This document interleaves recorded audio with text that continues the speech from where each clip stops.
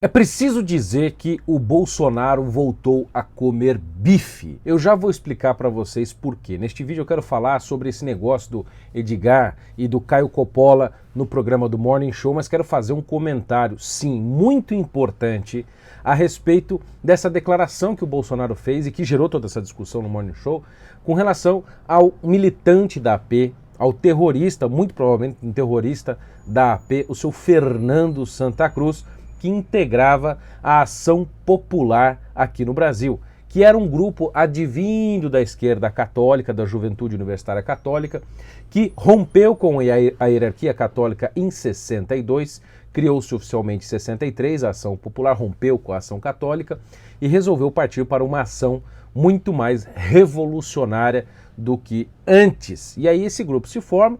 No seu documento base eles não citam Jesus, ficam citando lá Emmanuel Mounier, que é um dos intelectuais que eles gostavam, e é um pessoal que já estava se preparando para a luta armada, mais ou menos nos moldes do que já estava acontecendo com as ligas camponesas de Francisco Julião do Partido Socialista Brasileiro, que era um agente cubano e já estava fomentando guerrilha no campo aqui no Brasil, sim, antes do início do regime militar em 1964. Aí apareceu lá como é o nome dele, o Zé Maria Trindade, no programa do Morning Show, dizendo não, porque o pessoal da AP e o pessoal, etc., das ligas camponesas, não sei o quê, foram fazer, depois de 64, resistência, ou seja, eles estavam reagindo ao início do regime militar. Negativo. O regime militar fez a repressão, por assim dizer, por causa já das guerrilhas que tinham se iniciado. Isto é fato histórico. Basta uma pesquisinha bem feitinha e você vai descobrir estas coisas. Como é que a gente sabe que o Francisco Julião era um homem do serviço cubano? A gente pode ver pelo livro do malfadado Brilhante Ustra, A Verdade Sufocada, que tem na minha livraria, e também O Elo Perdido, 1964, do Mauro Abranches, Krensky, Vladimir Petrilak. Nesses livros a gente tem essas informações. E como é que a gente sabe que o Fernando Santa Cruz era de fato da AP? Pela declaração do principal nome da AP, Aldo Arantes e do Haroldo Lima, neste livro aqui, ó, A História da Ação Popular, da JUC, da Juventude Universitária Católica, ao PCdoB, que eles passaram o PCdoB, começaram a transição em 1971. E aqui no finalzinho, nas palavras finais do livro, está dito, ó, homenageando a todos os heróis e mártires, né, da história com H maiúsculo, recente de nosso país, lembrando os nomes de alguns dos que perderam a vida batalhando nas fileiras da Ação Popular. Batalhando nas fileiras da Ação Popular. Ele coloca vários nomes e o último nome que ele coloca é Fernando Santa Cruz. Está aqui o nome do Fernando. Veja, então assim, o presidente, né, o principal nome da Ação Popular, o Haroldo Arantes, na qual a Ação Popular também militou Plínio de Arruda Sampaio, Zé Serra, Frei Beto, todo este povo aí estava nesse negócio. E assim, a declaração que o Bolsonaro fez é o seguinte, olha, esse cara da OAB fica falando, me descendo o porrete o tempo inteiro, protegendo, né, de certa forma o Adélio. A OAB, assim, já virou um negócio, um quintal da esquerda mesmo. Aí o Bolsonaro fala assim, ó, esse cara, para de me encher o saco. Aí que eu falei que o Bolsonaro comeu bife, né? Ou seja, voltou àquele vigor e aquela força de ir pro ataque, não só ficar reagindo, né, de que ele tinha antes da campanha. Ou seja, ele partiu para cima e falou, se esse cara quiser saber como o pai dele morreu, eu posso contar. Por quê? Porque o Bolsonaro deve ter conversado com militares, deve ter informação privilegiada, por assim dizer. E acho, inclusive, que deveria haver uma revisão, uma pesquisa melhor feita a respeito da morte dele. Nós não sabemos se foi justiçamento, ou seja, quando a esquerda julga os seus próprios membros, né, ou se foi então o governo militar, né, o regime militar, do Oicod, etc., que matou o cara. Nós não sabemos ainda. Esses dados ainda são confusos. O pessoal fala assim, não, mas a Comissão da Verdade investigou tudo. Meu filho, aquela Comissão da Verdade, todo mundo sabe a pataquada que foi. Todo mundo que estava organizando aquela Comissão da Verdade, que foi capitaneada pela Dilma, que era dos grupos revolucionários, meu Deus do céu, que era uma terrorista, não tinha ninguém da direita naquele negócio, ou do regime militar, ou da oposição, ou alguém, vamos dizer, que não fazia parte dos diversos grupos de oposição, que estavam em oposição à época. Então eu acho que é sim preciso fazer uma revisão da história, porque a maioria dos livros que a gente tem sobre esse período são todos livros de esquerda. E o seu Fernando Santa Cruz, que estava na Ação Popular, integrava este grupo terrorista. Por que terrorista? Porque aconteceu, e isso é admitido em vários livros de história, tem jornais sobre isso, tem milhões de provas documentais e testemunhais desse caso. Uma delas está nesse livro aqui, que é nessa coleção, na verdade, a História do Marxismo no Brasil, que é uma das melhores histórias do marxismo no Brasil, contada pelos próprios comunistas. E tem um artigo aqui do grande comunistão Marcelo Ridenti, o último artigo do livro, que fala sobre o surgimento da ação popular e a sua transformação do cristianismo para o marxismo. Isso vai estar bem contado de algum modo também no meu filme sobre teologia da libertação, porque sem este movimento eu posso afirmar a vocês que de algum modo a teologia da libertação não existiria. Inclusive a adoção nome libertação, trocando salvação por libertação, surgiu dentro da ação popular muito antes do pessoal falar em libertação em outros lugares das teologias europeias, etc. Mas aqui neste livro eles admitem o atentado de Guararapes, que foi feito, capitaneado pelo padre Alípio, que tinha treinado guerrilha em Cuba, e o atentado no aeroporto de Guararapes, no Recife, foi capitaneado por ele e quase matou Costa e Silva, ou seja, queria ser presidente do Brasil, apontado pelo Estado-Maior, pela Inteligência Central do Exército, o Comando do Exército, tinha sido apontado como presidente. E aí eles fizeram esse atentado para tentar matar o Costa e Silva, o pessoal da Ação Popular, mataram uma cacetada de pessoas, eu não sei quantos, uns dizem 11, etc. Mas aqui fala o seguinte, eles detonaram por conta própria uma bomba no aeroporto de Recife, de Guararapes, em atentado contra Vídio Costa e Silva, ministro da Guerra, indicado pelo regime militar para ser o próximo presidente.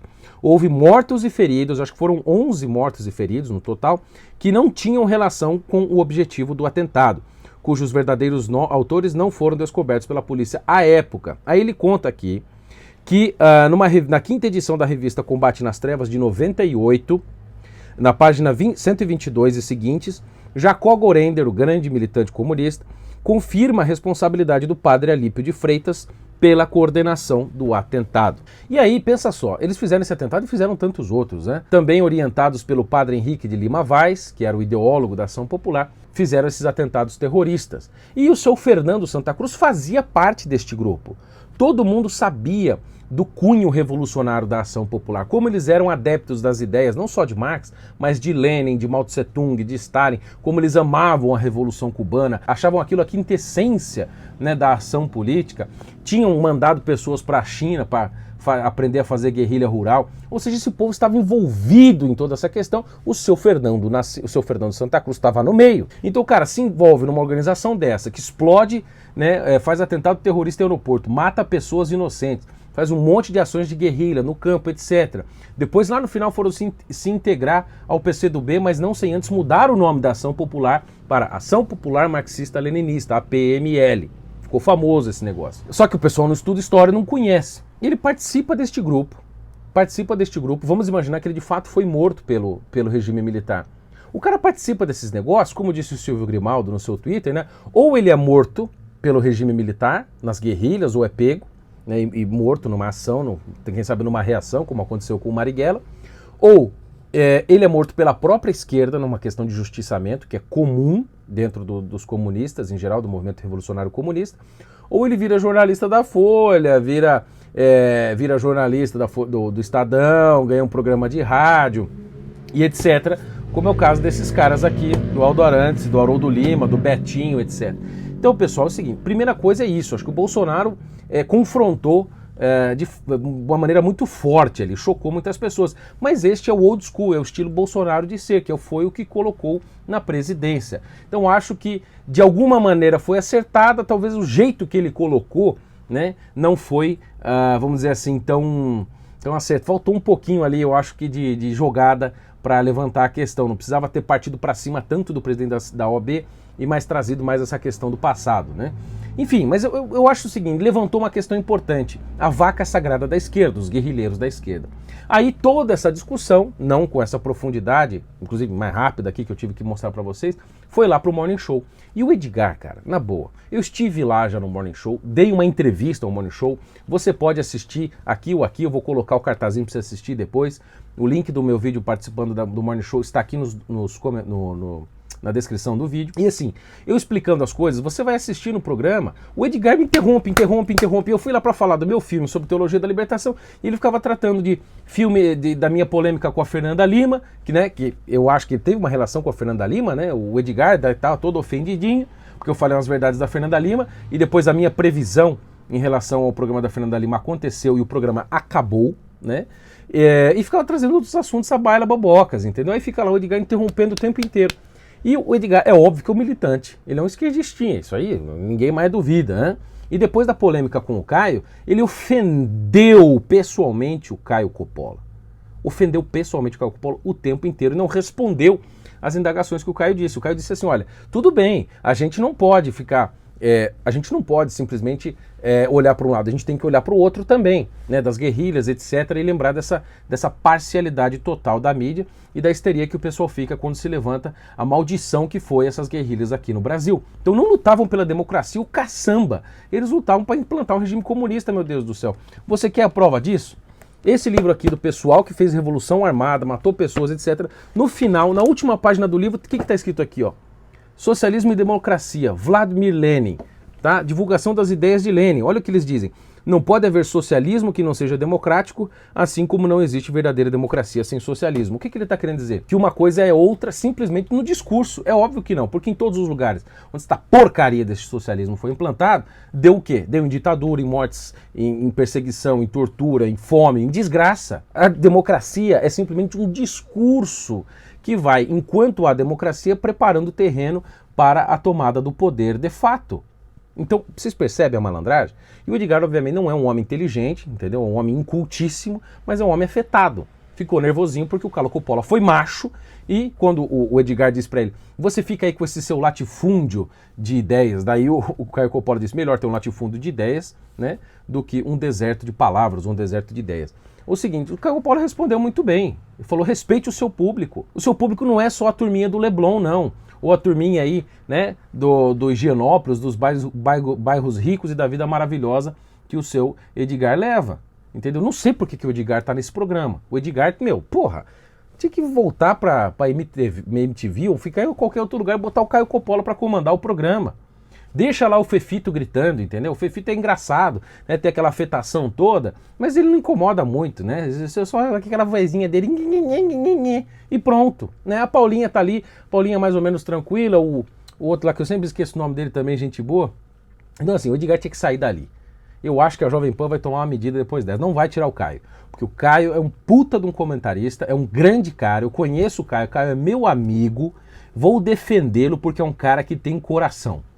É um cara que fala com o coração na mão e tem uma paciência. Uma paciência, cara. Ele tem um saco, assim, na boa.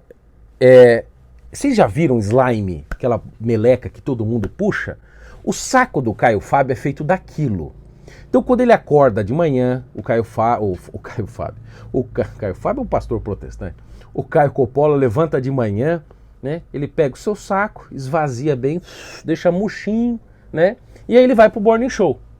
E aí, durante o Morning Show, aquilo vai se entumecendo, vai inchando. Deve ficar, do tamanho de um balão aquele negócio, entendeu? E aí ele vai almoçar, vai dormir, vai tomar um goró, qualquer coisa, vai rezar, não sei. Para aquele negócio esvaziar. E todo dia é assim, cara. Então assim, o Caio tem a minha admiração. Esqueça os comentários que ele faz para aturar o Edgar como âncora daquele programa. É isso. O cara é muito bom, velho. Como é que ele consegue aturar esse negócio e manter aquela paciência monástica, né? Aquela postura dele. Mesmo quando ele fala, me respeite, Edgar. Ele fala assim, me respeite, Edgar.